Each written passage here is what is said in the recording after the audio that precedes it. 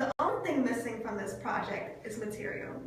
Those were the words spoken by the then president of Millennial Records to the #1 female selling artist of all time, according to Guinness World Records, and that is Madonna.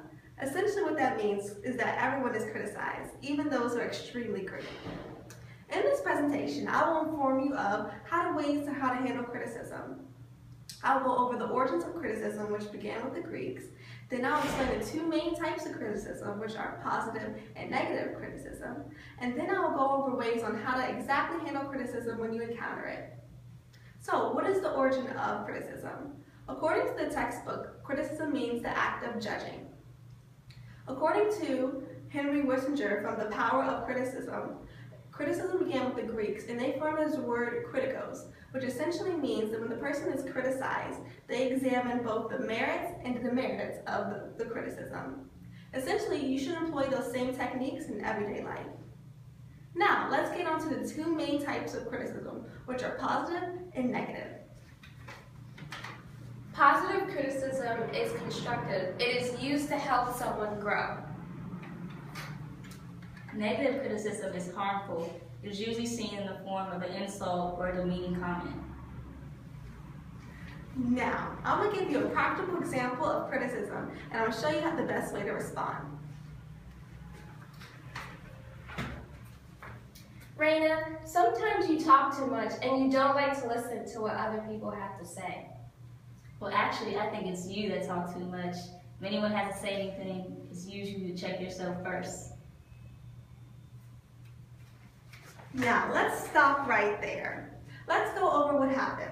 Essentially, one person had criticism to give to another, but the person who received the criticism was a little offended. It's important not to be offended when you receive criticism, even if you don't necessarily agree with the response. I want to give you a 5-step plan on how to handle criticism, which is called STAFF, and this is directly from our oral communications textbook. 1, the first step in STAFF is to say thank you, even if you don't agree with what they said. 2 is to think about what the person has said. Maybe there's some truth to it, but maybe not. It's up to you to decide. 3, ask for more information, maybe to provide examples of times that you've demonstrated this behavior, and maybe suggestions on how to fix it.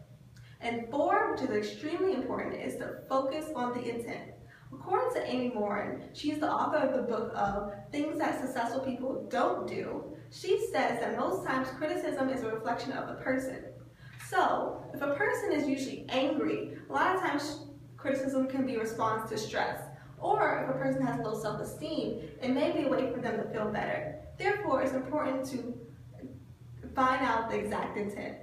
On the other hand, for positive criticism, usually from people, loved ones, co-workers, professors, those criticism is meant to help you. So when people who love you give you criticism, maybe you should evaluate it because it might be there to help. Now, we're going to redo also, the 5th part of STEP is to follow through on the change if you agree with it. And that's what's most important, that you agree with it. Now, let's do the final example. Raina, sometimes you talk too much and you don't like to listen to what other people have to say. Thank you, Denier. I value your input, and I'll use it for further examples. All right, thank you, ladies. In this brief presentation, I've explained the origins of criticism, which began with the Greeks with kritikos. Then I took you into the two main types of criticism, which was positive and negative. Then we explained STAFF, which is to say thank you, think about what the person said, ask for more info, focus on the intent, and then follow through only if you agree with it.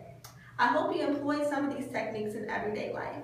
But before I leave you, I want to leave you with a quote. Aristotle says, in response to criticism, say nothing, do nothing, and be nothing.